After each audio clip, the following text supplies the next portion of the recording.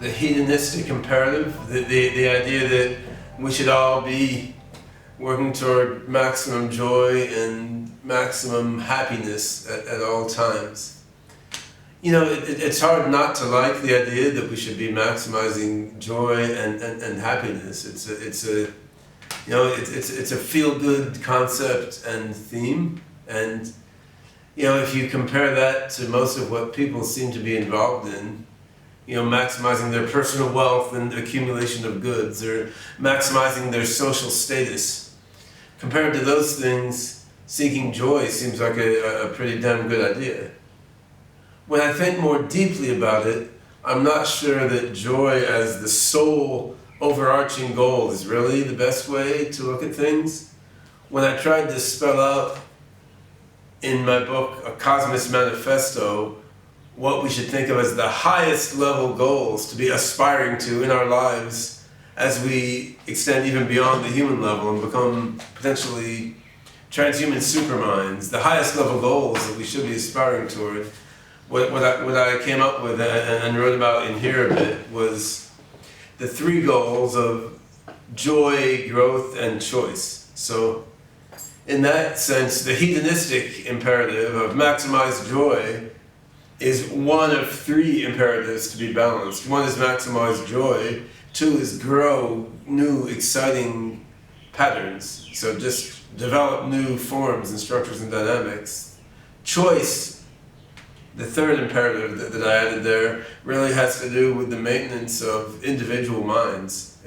If you just have joy and growth, you can imagine just having some, you know, universe-wide pattern field, which is introspecting and self-recursing, recognizing patterns in itself, instantiating them in the world, and just growing and joyfully creating more and more patterns around all the cosmos. Now, maybe that's right. Maybe that's a better way to exist than us stupid little individual minds walking around in our meat bodies pursuing our egotistical goals. But when I tried to boil down what fundamentally I seem to be attached to as an individual mind, it's, you know, being an autonomous, distinct system with some choice of my own fate. That seemed like a value separate from joy and growth. So if you add joy, growth, and choice, where choice really brings with it the notion of individuality and the distinctness of decision of individual units within the universe. I mean, these values all seem to be quite important.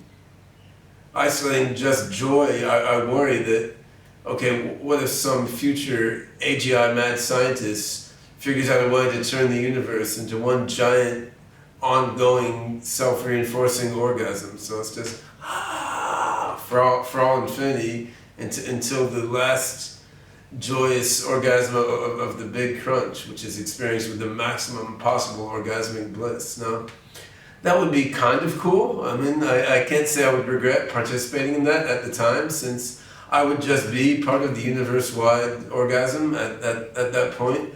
I wouldn't have any care about different memories and ideas and aspirations that I may have right now.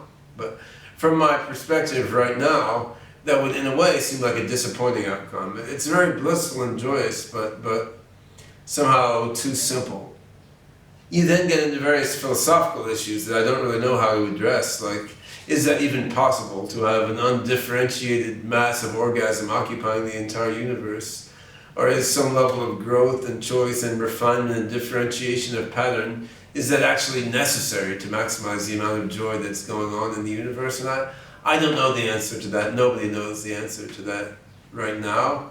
Even David Pierce doesn't know the answer to that. But I think as we advance and as we create new types of minds and upgrade ourselves so that we are new types of minds, I think joy is one very important goal to keep in our minds, but not necessarily the only one. I also think the whole notion of aspiring towards goals and maximizing objective functions is something that we may end up revisiting and revising as we advance our understanding of ourselves and the universe. I mean, as a human being, my goals and aspirations are not something fixed, which I am struggling to optimize. Rather, my goals and aspirations are part of my overall mind, and they co-adapt with the rest of my mind as I grow and learn. So this self-organizing dynamic, wherein the goals, the dreams, the aspirations, the objectives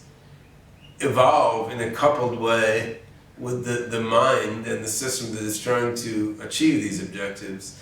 This dynamic is something we don't understand very well, and this ties in with the hedonistic imperative as well as with the goals of joy, growth, and choice, because what is joy, what is growth, what is choice? Our understanding of these things evolves along with our minds and along with our quest for achieving these goals. So the feedback between goals and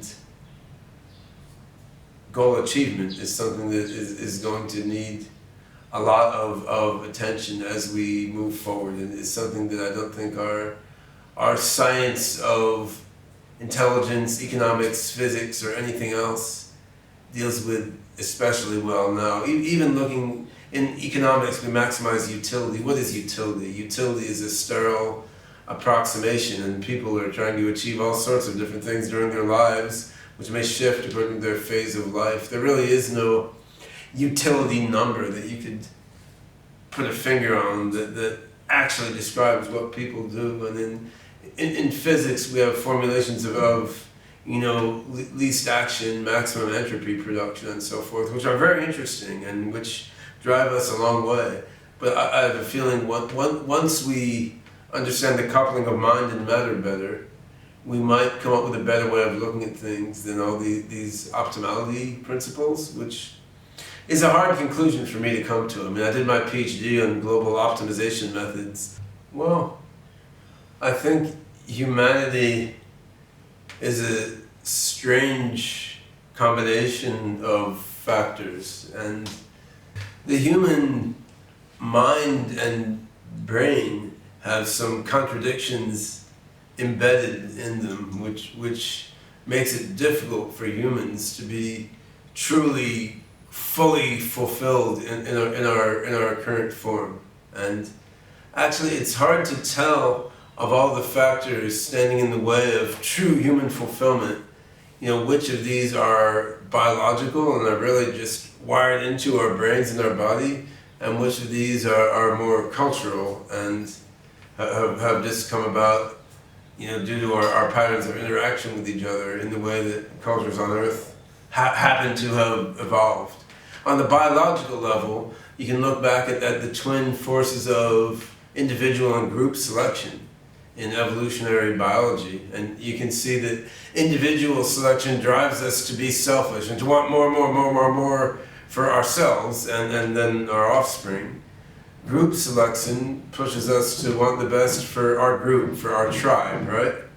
And the combination of a drive for individual benefit and the drive for group benefit, these two drives are both within us, and you see that in culture and society all around us now. To some level, this contradiction is just there in our genome. And, when we push for ourselves too much, we'll always feel a bit too selfish, like maybe we should be helping others. When we help others a lot, we'll always feel like, well, maybe we should be looking out for number one a bit more. And the difficulty of balancing these two things may just be part of who we are, and you can't get rid of it without getting rid of our humanity. On the other hand, there's an overlayer there which comes out of society and the specifics of our social organization, which probably could be reduced significantly by change of our circumstance. The status hierarchy that is so important to humans certainly is biologically rooted.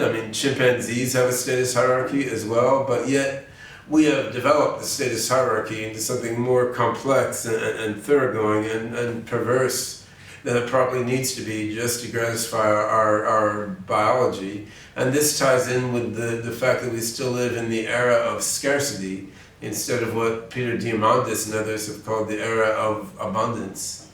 Once we have physical abundance in the sense that nano-assemblers or femto-assemblers can produce all the physical objects and all the bodily services that we need within the scope of being typical human beings, then we will get into a completely different cultural regime. Of course, there will never be infinite abundance, or at least given my understanding of the world right now, I don't see how you would get infinite abundance. I mean, even once you have superhuman superminds, you know, that they may still want more and more computing power, and they could argue over, you know, who gets to annex Andromeda Galaxy as their extra CPU.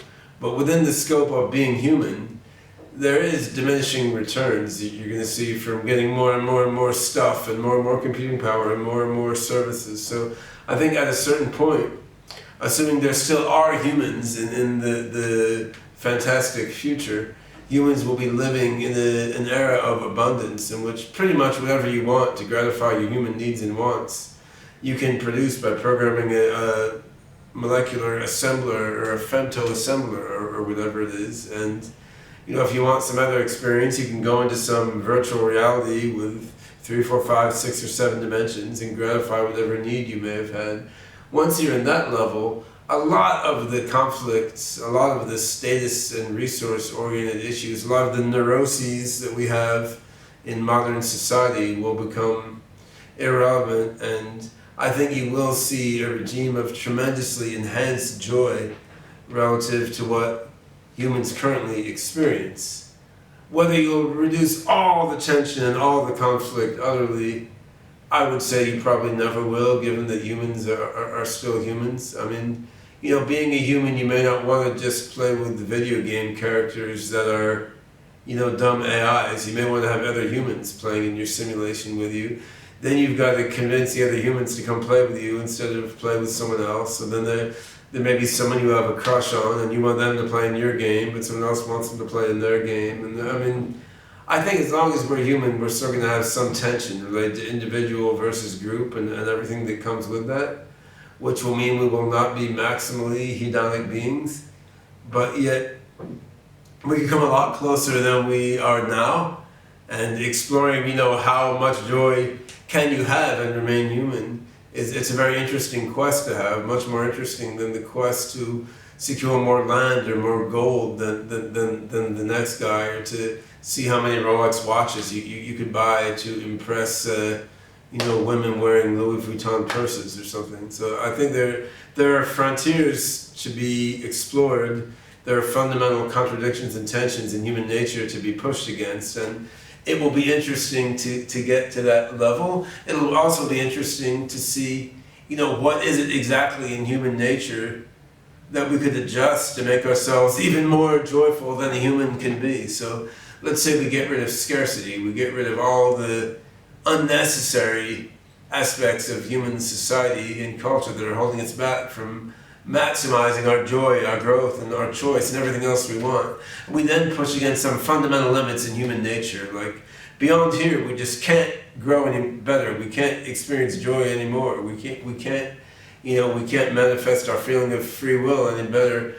It will also be interesting to see, once we have reached the limit of how much joy, growth, choice, and all the other goodies we want, once we've reached a limit of what we can get while maintaining the human brain, mind, and body, you know, which are the directions that make sense to go in order to become a different kind of mind that can enjoy life more and grow and create more and enact its feeling of will more.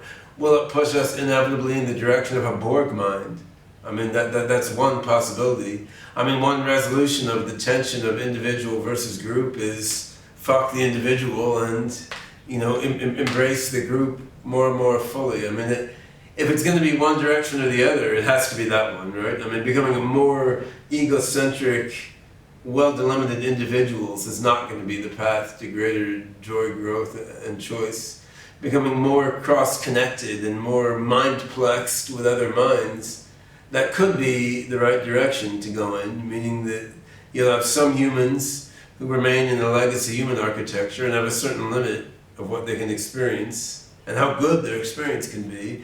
Other humans who choose to fuse with each other and with AIs. There's some sort of, you know, beneficent Borgish mindplex then experience greater joy, greater growth, more variety of choices than the legacy humans can. That's one possibility. On the other hand, it may be that this dichotomy of individual versus group gets overcome in future in some way that we are not now conceiving. I mean, this has happened throughout human history, as Hegel pointed out, and others before him with their philosophies of dialectics. I mean, very often when there's a contradiction, there's some solution which seems obvious in hindsight and doesn't seem obvious in foresight, right? I mean, in politics, the Marxist tension between the proletariat and the ruling class, that was real. It still exists to a significant extent.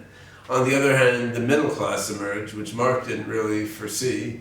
The professional manager class emerged. So you often have an apparent contradiction, and then something emerged that just goes beyond the terms in which that contradiction was defined. So will this dichotomy of individual versus group somehow be overcome by some funky kind of brain-computer interface, or some tapping into the morphic field of the universe that allows us to feel each other's minds in a way that current physics doesn't embrace? I mean, we don't know. It'll be interesting to see what avenues appear possible at such a time when we have pushed the limit of how much joy, growth, choice, and other general goodness we can get within the human brain architecture. It's a mind control device. It's like, it's almost a tinfoil hat. Yeah. Ooh.